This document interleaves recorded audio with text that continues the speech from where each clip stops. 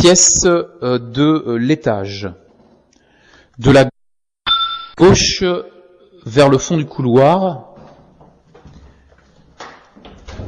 un premier placard avec une porte en bois, avec des marques d'usure, de passage de main de part et d'autre du verrou en état de marche, peinture défraîchie côté intérieur et partiellement recouverte sur les panneaux, recouvrant partiellement les panneaux intérieurs.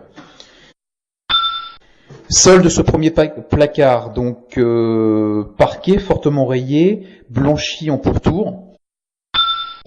Mur en revêtement plâtre recouvert d'une peinture de couleur saumon, fortement usagée, et comportant de nombreux éclats et marques sombres. Plafond, peinture de couleur blanche avec petite pigmentation type moisissure en auréole, en petite auréole.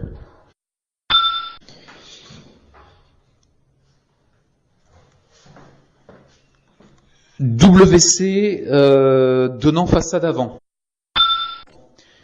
Accès par une porte avec une peinture de couleur blanche, peinture grossière sur la partie ouvrante avec des marques de passage de main, tant du côté intérieur que du côté extérieur.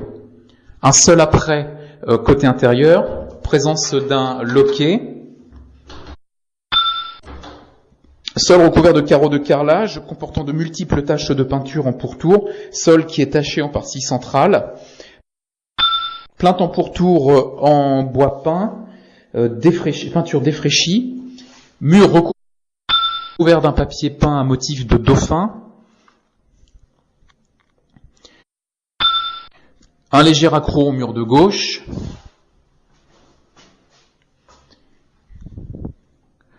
papier peint avec plusieurs petites taches sur un lait en mur de droite, plafond peinture de couleur blanche, plusieurs auréoles d'humidité apparaissent en pourtour de la bouche de ventilation poussiéreuse et en pourtour de l'habillage d'un coffret technique ou d'une gaine technique.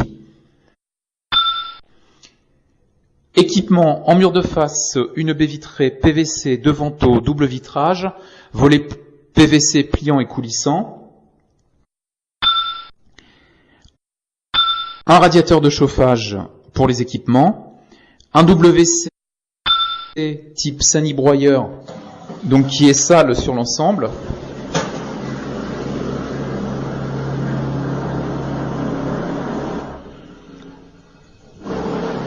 fond de cuvette également à nettoyer, une évacuation d'eau usée,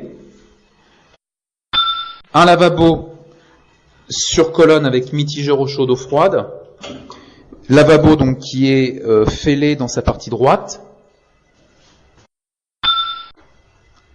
Sur les équipements électriques, un centre lumineux type linolite en mur de droite, un centre lumineux avec douille et ampoule en état de marche en plafond avec la subsistance d'une petite platine métallique.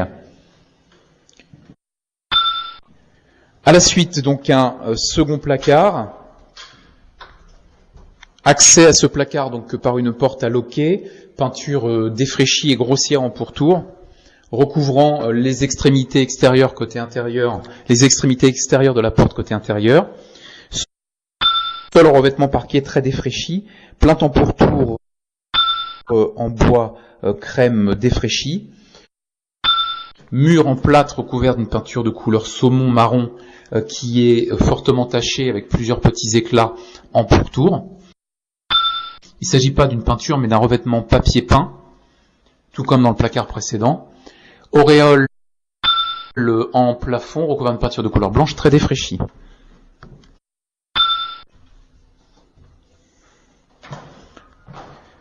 Deuxième chambre en fond de couloir à gauche.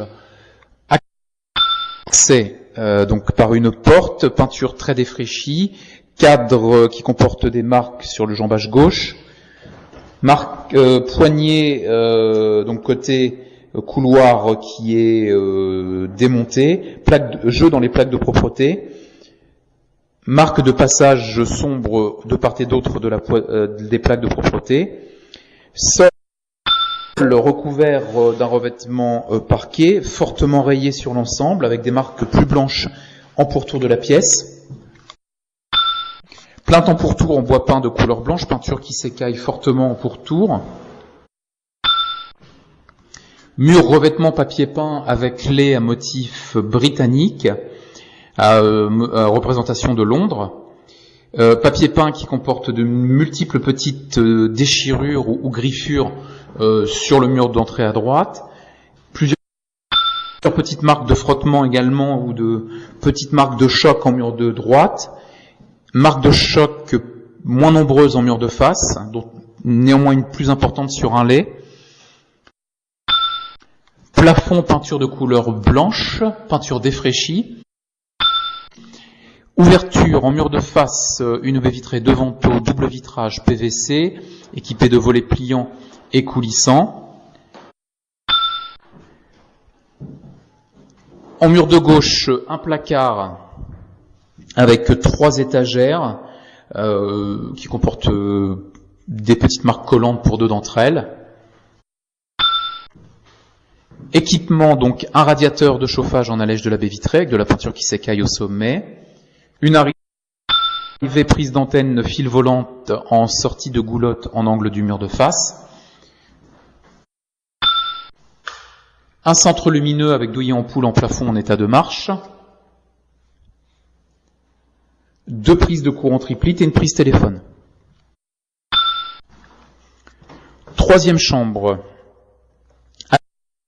Accès par donc une porte sans poignée de porte. Bâti qui comporte quelques taches sur le jambage droit. Poignée hors d'usage côté intérieur. Peinture récente côté intérieur. Sol revêtement parquet fortement rayé sur l'ensemble. Très blanchi en partie centrale. Plainte en pourtour en bois peint, poussiéreuse en leur sommet. Nombreux éclats de peinture en pourtour sur ces plaintes.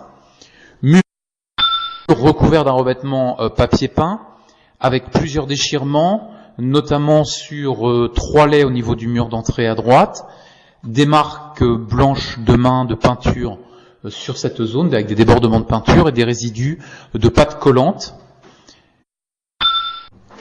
Papier peint déchiré sur 4 laits en panneau de droite. Plusieurs marques collantes sur l'ensemble et des marques sombres en partie inférieure sur l'ensemble du mur de gauche. Des taches en partie gauche du mur de face. Plafond, peinture de couleur blanche à l'état d'usage. Ouverture. Mur de face, une baie vitrée de vantaux, double vitrage PVC, équipé de volets pliants et coulissants PVC. Équipement, donc un radiateur de chauffage à la peinture qui s'écaille et comportant une pigmentation de rouille, tout comme sur le robinet thermostatique. Un interrupteur actionnant un centre lumineux douillet ampoule en état de marche. Et 2 prises de courant avec terre. 4e chambre, redescendant le couloir, à laquelle on accède par une porte en bois de couleur blanche.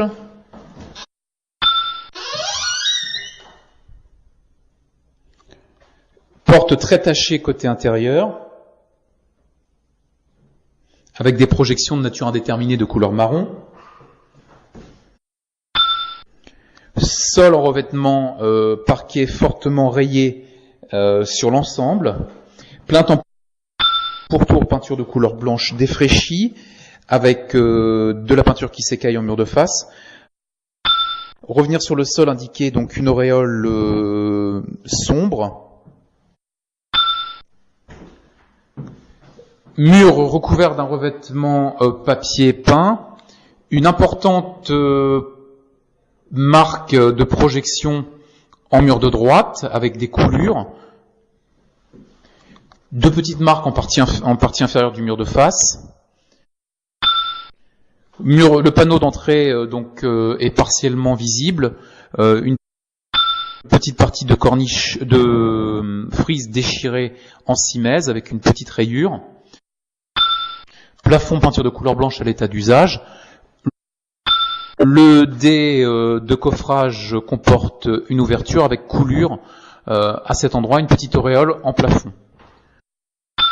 Mur de face, donc ouverture en mur de face avec une baie vitrée de vantaux PVC, elle est à double vitrage, équipée de volets pliants et coulissants, donnant sur un petit balcon avec un garde-corps métallique à la peinture très usagée. Revêtement en un radiateur de chauffage avec de la peinture qui s'écaille au sommet. Dans cette pièce, présence d'une vaste armoire d'environ 1,90 m de haut, avec 3 portes. Un centre lumineux en plafond, avec douille ampoule, en état de marche. Et sur les parties apparentes, une prise de courant avec terre. Et un interrupteur. Dernière pièce, face sortie d'escalier, donc réduit. Sol en carreaux de carrelage, donc partiellement et fortement recouvert de différents effets immondices, mêlés à des rouleaux de papier peint.